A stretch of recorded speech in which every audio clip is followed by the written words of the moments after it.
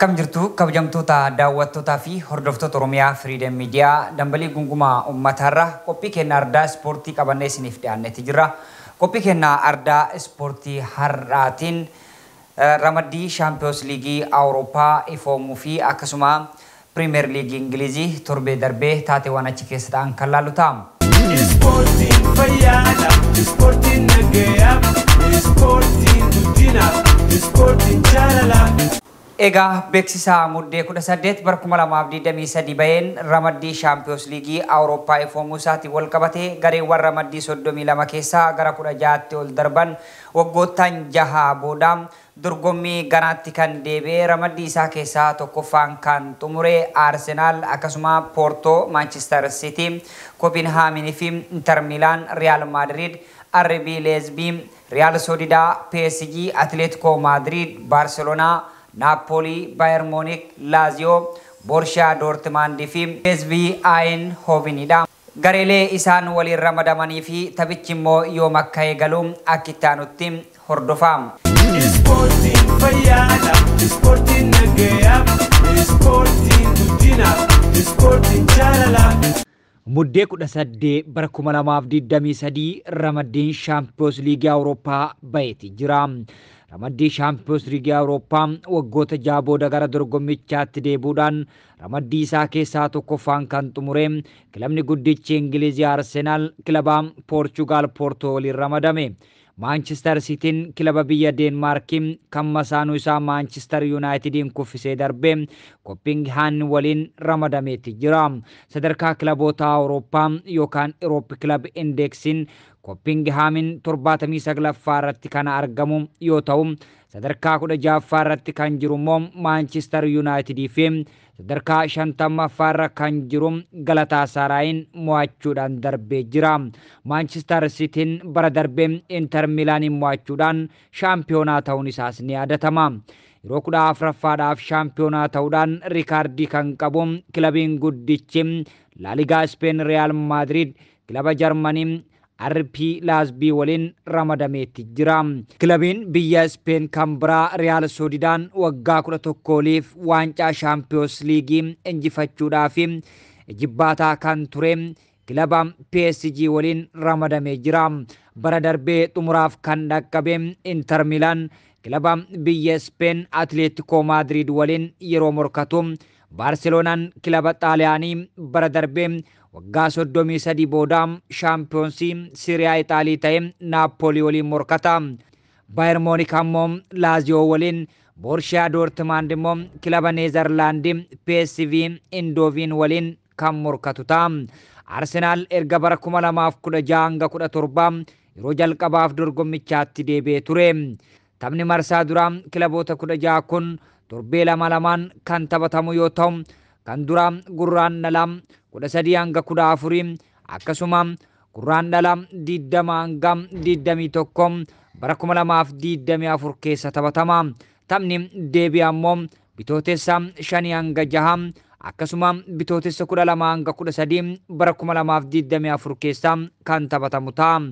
Ramaddii Europa League arrabayeen immoo Ingiliz irraa Brighton fi Liverpool akkasuma Rangers fi West Ham garee isaanii keessaa dursanii darbanii jiru. Aston Villaan ammoo Awurooppaa konferensii keessaa darbeeti jira. Ispoortiin fayyaadha, ispoortiin nagayaa, ispoortiin guddina, ispoortiin jaalala. Itti aansuudhaan taphoota torbee darbee taphatamanii fi diraamawwan isaan jidduutti ta'e yoo ilaalle Liverpool fi Manchester United wal mo'achuu baatanis tapha duraa fi boodaanis diraamawwan gurguddaa hedduun turaniiti jiru. Akkuma taphni xumurameen dursaan taphattoota Liverpool Virgil van Dijk garee tokko qofaatu mo'achuudhaaf taphataa ture. Olaantummaa guddaa isaan irratti fudhannee jirra. Garuu isaan qabxii tokko argachuu isaaniif baay'ee gammadanii turan jechuun isaa dubbii kaaseeti jira. Xiinxaltoonni kubbaa miilaa fi taphattoonni duraanii Manchester United Gary Neville fi Roy Keane waraana dubbii Virgil van Dijk irratti bananiin kun kilabicha kabajaa dhabuu fi tuffachuudha jechuun qeeqa kaasanii jiru. Guutuu isaa mee akka itti aanutti haa daawwannu. Ispoortiin fayyaadha, ispoortiin nagayaaf, ispoortiin guddinaaf, ispoortiin jaalalaaf. Liverpool fi Manchester United wal mo'achuu baatanis tapha duraa fi boodaan diraamaawwan gurguddoo hedduu turani. Akka taphni xumurameen dursaa taphattoota Liverpool Virgil van Dijk garee tokko qofaatu mo'achuuf taphataa ture. Olaantummaa guddaa isaan irratti fudhannee turre, garuu isaan qabxii tokko argachuu isaanitti hangas gammadan jedhee ture. Xiinxaltoonni kubbaa miilaa fi taphattoonni duraanii Manchester United Gary Neville fi Roy Keane waraana dubbii Virgil van Dijk irratti bananii jiru. Kun kilabichaa fi kabaja dhabuu fi tuffachuudha jechuun qeeqani. Roy Keane akkas jedhe, waan yaaduu qabdu tokko kilabiin waggaa 30 keessa waancaa Premier League tokko qofa mo'ateef taphachaa jiraachuu keeti jechuun qeeqa isaa eegale. Itti dabaluunis akkuma Liverpool yeroo dheeraadhaaf haala rakkisaa keessa ture, Manchesteris akkasuma haala rakkisaa keessa jira jechuun dubbii Virgil van Dijk qeeqeeti jira. Taphataan Liverpool Virgil van Dijk akka Roy Keane jedhe kana sanaa miti, Manchester United tuffadhee yaada hin kennine jechuun haaleeti jira. Taphataan sarara gidduu duraanii Manchester United Roy Keane Sky Sport irratti xiinxalaa kubbaa miilaa ta'uun hojjechaa jira. Van Dijk ani Roy Keane nan jaaladha, inni yoo akkas naan jedhe homaa miti jechuun dubbatee jira. Umrii isaa guutuu Manchester United akka ta'e nan beeka, kanaaf akkasitti itti dhagaamu isaa waan an beekuuf jechuun dubbate. Garuu waan an jedhe keessa gonkumaa yaadni tuffii hin jiru jechuun Virgil van Dijk dubbatee jira. Namni taphicha ilaale kamiyyuu waanuma akkasii tilmaama kan jedhu Virgil van Dijk sirrii taphanne, carraa hedduu uumne, garuu galchii lakkoofsisuu hin dandeenye, kun ammoo qaama yaaddoo qabnuutis jedhee jira. Karreegaan Manchester United Andre Onanaan taphataa Manchester United dirree keessa turan hunda caalaa kubbaa 30 ta'u waayillan isaaf dabarsee jira. Kubbaa cimaa tokko Van Dijk mataadhaan dha'ee galchii irraa oolchee jira. Anfield addunyaa irratti istaadiyeemii sodaatamaa jedhamuun beekama. Anfield irratti deeggartoota Liverpool duratti taphachuun kilabiin tokkoyyuu hin barbaadu ture. Andre Onanaan garuu miira akkamiittu sitti dhagahamaa ture jedhamee yeroo gaafatamu homaayyuu natti hin fakkaanne jechuun deebiseeti jira. Leenjisaan Liverpool Jordan Klopp tapha booda gaafa 7-2 mo'anneeyyuu haga kana taphannee hin caalles jechuun dubbata. Gaafas Liverpool caalmaa kubbaa 60 agarsiise. Tapha kana irratti ammoo kubbaa 68 to'achuun taphatee ture. Kubbaa 34 ta'u garagalchii Manchester Uniteditti yaallee jirra kan jedhu Jordan Klopp, kanaaf takka akka kanatti Manchester Unitedin caallee taphachuu keenya hin yaadadhu jechuun wanti gaariin taane garuu mo'achuu dhabuu kennaas jedheeti jira. Ispoortiin fayyaadha, ispoortiin nagayaaf, ispoortiin guddinaaf, ispoortiin jaalalaaf. Jimmy Carrageen taphataa duraanii Liverpool taphicha salphaa hin turre yoo jedhu, morkataa isaanii kan ture Gary Neville ammoo taphattoonni Liverpool akka malee ofitti amanamummaa keessa waan turan natti fakkaataas jedha. Kilaboonni garuu yaadicha hin fudhanne, duraanuma akka nuti ulfaatu beeknaa turrees jedhanii jiru. Waan namoonni jedhan hunda waan Manchester fayyaduudha. Isa maaliif dhageeffannaa, har'a rakkoo kennaa mitis kan jedhan, ani guyyaatti alaabaa adii qabatanii dhuftan ergaa jedhu argeen beekus jedha.